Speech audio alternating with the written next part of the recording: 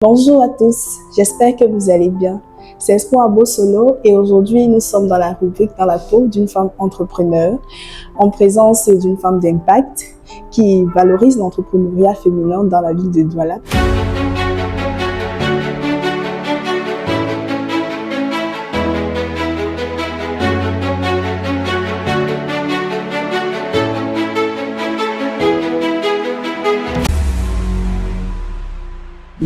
Nous sommes avec Sylvia Angono.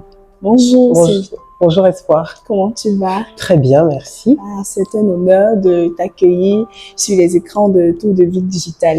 Et ben moi, c'est un plaisir d'être là avec vous, donc merci beaucoup. Merci à vous. Donc, on aimerait savoir déjà qui est Sylvia. On voit le salon de la beauté africaine, on voit ça partout. On entend parler de vous un peu dans des salons de beauté et autres, dans tout ce qui est naturel africain. Donc, on aimerait bien savoir c'est qui Sylvia. Sylvia Angono, c'est une femme qui est mariée, qui a 2 enfants, 2 adolescentes, d'origine guadeloupéenne. Et en fait, je suis installée au Cameroun depuis 2016 maintenant. Voilà, je suis passionnée de beauté, je suis passionnée d'événementiel et puis ma mission, effectivement, c'est essayer de mettre en lumière la beauté africaine dans toute son authenticité et aider les femmes à se reconnecter avec leur identité culturelle et capillaire. D'accord. C'est une très belle présentation, merci. Donc aussi, sur votre profil, nous constatons que vous êtes enseignante. Donc là, est-ce que ça cadre avec la communication? Puisque dans la communication, on voit la communication événementielle, le marketing, on voit ici la beauté. Donc, essayez un peu de nous dire, parlez-nous un peu de votre parcours et comment est-ce que vous arrivez à combiner tout ça, tous ces éléments, l'enseignement, marketing et communication événementielle. Alors en fait, mon parcours d'études, il est essentiellement axé sur la communication et le marketing. Donc moi, j'ai fait des études dans le marketing. J'ai travaillé dans le marketing pendant plusieurs années dans des grandes entreprises en région parisienne. Sur la partie événementielle, c'est plutôt lié à mon investissement dans le milieu associatif parce que j'ai dirigé et j'ai participé à plusieurs associations toujours en région parisienne dans lesquelles j'organisais des événements culturels, des événements touristiques. Et puis dans mes métiers aussi, j'ai dû organiser des salons professionnels pour des médecins parce que je travaille dans le domaine pharmaceutique. Donc voilà, tout ça combiné, ça peut faire bizarre de se dire comment elle fait pour faire tout ça, mais voilà, tout ça c'est lié à mes expériences professionnelles et mon parcours d'études. Et puis l'enseignement, je suis arrivée à l'enseignement un peu par hasard, parce qu'à l'époque je cherchais du travail. Et puis mon CV est arrivé sur le bureau d'un chef d'établissement qui m'a dit vous devriez être enseignante. Alors voilà, j'ai relevé le défi et je me suis rendu compte que c'était une passion, parce que j'aime bien transmettre, j'aime bien parler à un public.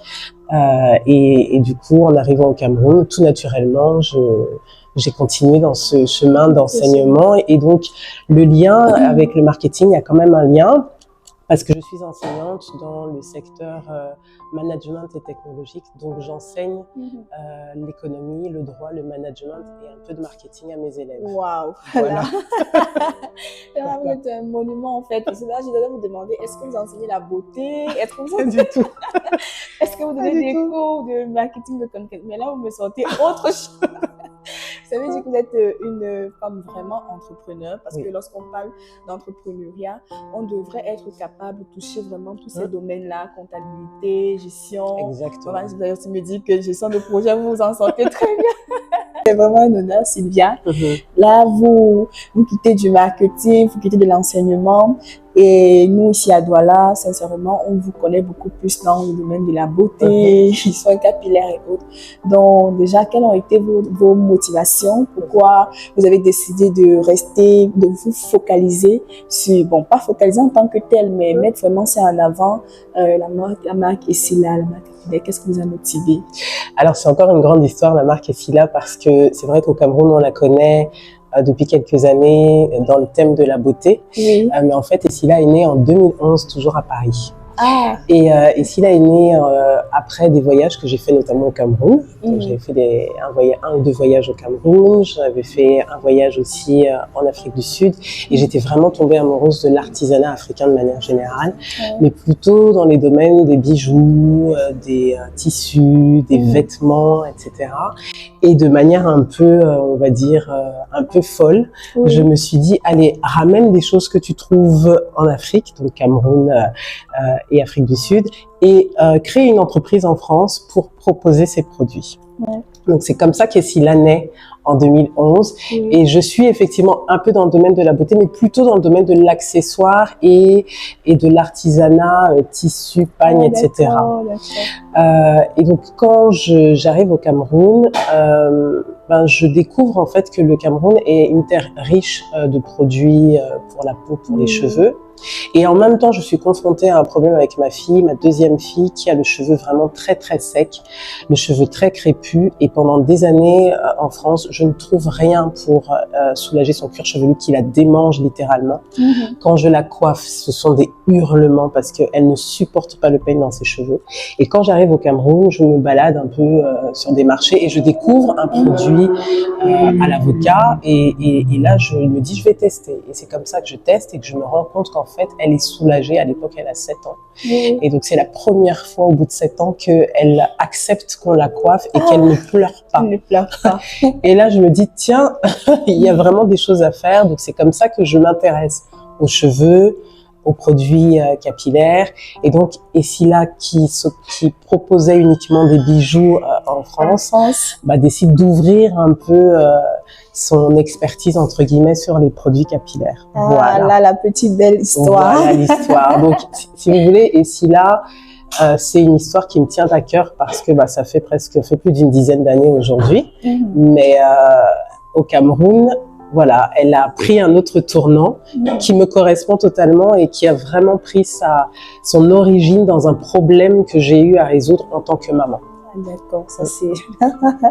J'aime bien l'histoire, j'aime bien vraiment l'histoire, ça va vraiment d'un fondement, un problème qui vous a vraiment touché, parce que là, en marketing, on dit on apporte des solutions aux problèmes, et là vous avez un problème qui vous a vraiment touché, vous avez voulu aussi aider d'autres parents, d'autres mamans, d'autres jeunes filles. On se rend compte qu'à travers ça, vous avez également voulu créer une communauté qui se reconnaît vraiment derrière Scylla, et de cette manière, vous avez pu aussi créer le salon de la beauté africaine, que moi particulièrement je suis depuis la première édition, et j'ai été très contente de voir l'impact que j'ai vu tout récemment au Castel Hall, parce que la première édition c'était ça, mais c'était pas comme, on se rend compte que les gens ont pris conscience et des gens veulent apprendre, connaître, découvrir, et vraiment on a un sentiment d'appartenance. Maintenant, j'aimerais savoir, le salon de la beauté africaine, quelles sont les valeurs que vous souhaitez transmettre à la femme, à la jeune fille?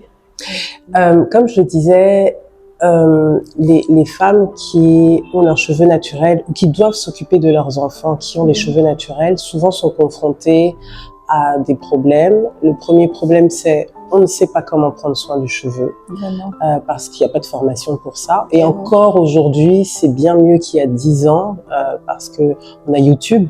Mais sur YouTube, on va trouver toutes sortes de messages, des fois des messages qui se contredisent, donc c'est pas facile. Ça, c'est beaucoup ça. Aujourd'hui, on vous dit jaune, demain on vous dit rouge et tout, c'est vrai. Donc ça, c'est la première chose. La deuxième chose, c'est quel produit utiliser. Voilà, on n'est pas non plus formé sur est-ce que je dois utiliser le beurre de karité ou pas, est-ce que je dois plutôt utiliser une huile, c'est quoi l'hydratation. Ça c'est le deuxième point.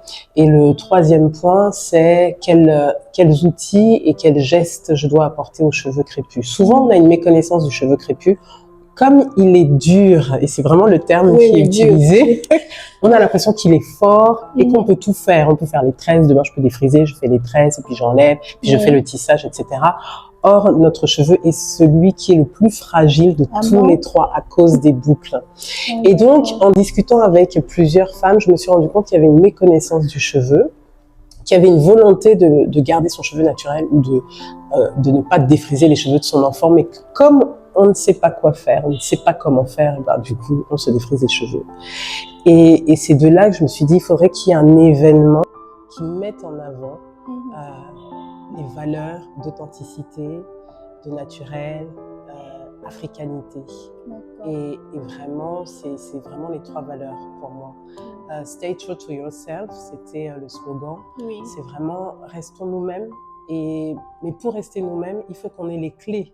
Oui. Et du coup, le Salon de la beauté africaine se veut être l'endroit où on va trouver les solutions et les clés à des problèmes que l'on rencontre au quotidien.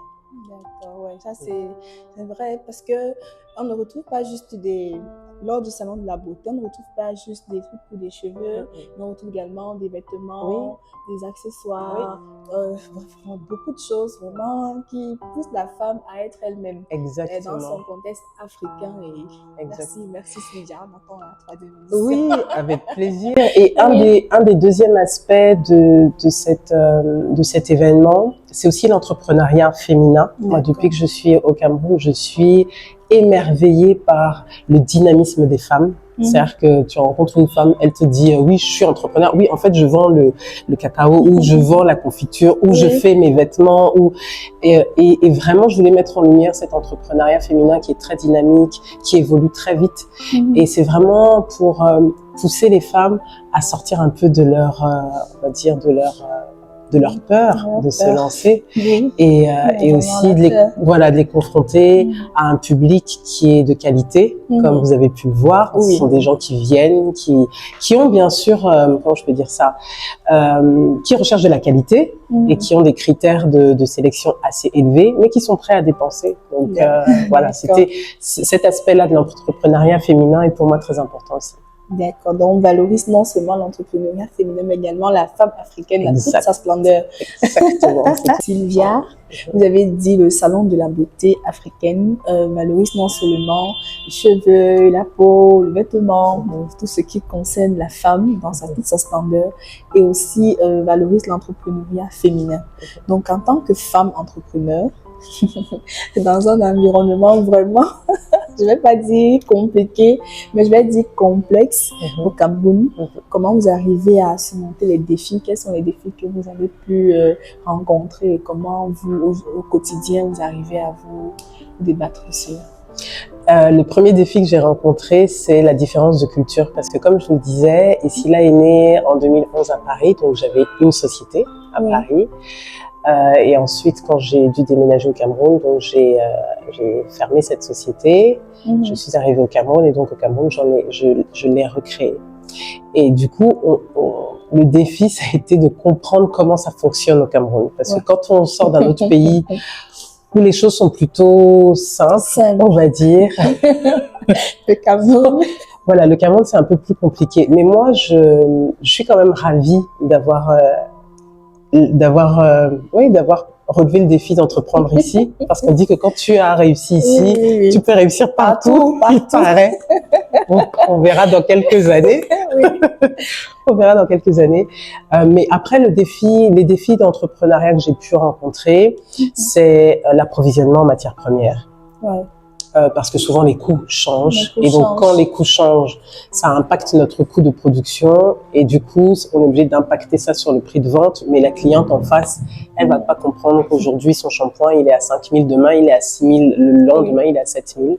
Donc ça c'est vraiment la difficulté. Et puis oui, trouver des fournisseurs en tant que marque cosmétique, c'est trouver des fournisseurs de contenants parce que ici pour l'instant on n'a pas la possibilité de trouver ça sur place. Enfin, si on trouve sur place, mais ça vient d'ailleurs, pour ne pas nommer la Chine. Et du coup, c'est des coûts aussi supplémentaires. La difficulté, une autre difficulté, je dirais, c'est de pouvoir s'entourer de personnes compétentes dans tous les domaines. Et ça, des fois, la compétence. Et ça, des fois, voilà, ça demande beaucoup de recherche. Mais en même temps, j'ai été agréablement surprise par la solidarité qu'il y a entre les femmes. Moi, je suis dans une association d'entrepreneuriat féminin où on se serre les coudes, où on essaie de consommer l'une chez l'autre. Ouais, ça c'est très bien. Pour faire grandir nos business respectifs. Je pense que j'ai eu beaucoup de chance de tomber sur une équipe de jeunes femmes qui sont sur la même vision que moi, qui sont investies aussi. Ça c'est bien. Donc voilà, il y a des défis, mais il y a aussi de belles choses. De belles opportunités aussi. D'accord. Donc, malgré que le Cameroun soit complexe, oui, c'est possible. Vous l'avez quand même pu braver et vous continuez à vous battre. C'est ça. Vous restez au top. Exact. En tout cas, courage. Merci. Comment est-ce que vous parvenez à surmonter tout cela, à braver et aussi en tant qu'entrepreneur, vous à mener à bien vos passions, à vous amuser en fait dans le monde de l'entrepreneuriat? Alors c'est vrai que quand on ne me connaît pas, les gens doivent se dire mais comment elle fait. D'ailleurs c'est toujours ce retour-là que j'ai de copines qui me disent mais comment tu fais, et t'as ton boulot et puis tu as fait ci et tu fais ça. Bon, je sais pas, moi c'est comme ça que je suis. J'ai toujours été depuis mon plus jeune âge. Ma mère me disait tu es comme un courant d'air à la maison, tu rentres, tu repars, tu viens. J'avais toujours 10 000 choses. Oui, j'avais toujours 10 000 choses à faire. J'étais toujours dans 10 000 projets. Donc je suis entre guillemets constituée comme ça, et je pense que c'est Dieu qui m'a donné tout ce que j'ai et cette possibilité aussi, parce que c'est pas facile de pouvoir gérer plusieurs choses en même temps. Donc ça c'est la première chose. Ensuite je dirais que sur le plan de conjuguer passion et entrepreneuriat, finalement il y a un lien. Parce que comme vous disiez tout à l'heure, le marketing, la communication, la beauté, l'enseignement, finalement tout se rejoint, et on va dire que le but ultime c'est de transmettre. Voilà, à mes élèves je transmets des notions qui vont leur permettre plus tard de faire des études et de mener de grandes carrières. À mes clientes, je transmets aussi la connaissance du cheveu, comment prendre soin du cheveu. Quand je crée le sabbat, c'est pour transmettre les valeurs d'authenticité. Quand je crée ici, là, c'est vraiment aussi pour transmettre la connaissance sur les produits naturels. Bon, bref, voilà. Donc, tout se rejoint. Ouais, c'est vraiment important. Et généralement, avec vos enfants, ça se passe comment? Est-ce que les enfants vous trouvent trop occupés? Est-ce que vous arrivez quand même à faire la part des choses entre la famille, le travail? Non, femme entrepreneur, c'est vraiment pas évident, parce qu'il y a la famille, il y a les parents, il y a les enfants, il y a ses propres business, et vous êtes encore enseignant, donc il y a également vos étudiants et autres. Donc, vous arrivez à faire la part des choses. Est-ce que vous ne vous sentez pas souvent très tiraillé, ou alors vous sentez que vous avez aussi besoin de votre espace à vous-même? Est-ce que c'est facile? Effectivement, c'est pas facile tous les jours, parce que comme vous le disiez, on est maman, épouse, enseignante, entrepreneur, patronne entre guillemets. Donc il y a plusieurs choses à gérer. J'ai 2 filles qui sont aujourd'hui adolescentes, donc c'est ça qui me permet aussi d'être un peu plus dans mon entreprise et dans mon boulot, parce que quand les enfants arrivent à l'adolescence, en fait, ils n'ont plus besoin de leur maman. Au contraire, plus on peut les laisser tranquilles, mieux c'est. Donc déjà, ça c'est un bon point. Elles me soutiennent énormément. D'ailleurs, je pense que ça va. Il y en a une qui a tenu le stand du samedi au dimanche, donc elles se sentent vraiment partie prenante de l'entreprise. Donc ça, c'est vraiment bien. Oui, très bien. Il faut avoir du soutien. J'ai un époux aussi qui me soutient beaucoup, qui m'aide beaucoup, qui lui est très axé sur les chiffres. Donc quelquefois, il va me bousculer en disant non, tu dépenses trop, non là, tu devrais pas faire comme ça. Donc c'est bien aussi d'avoir quelqu'un qui est à l'extérieur de l'entreprise pour vous dire, pour observer. Et puis après, il faut s'entourer. Vraiment, si j'avais un conseil à donner aux femmes entrepreneurs qui sont mamans, épouses ou qui ont un métier, c'est s'entourer.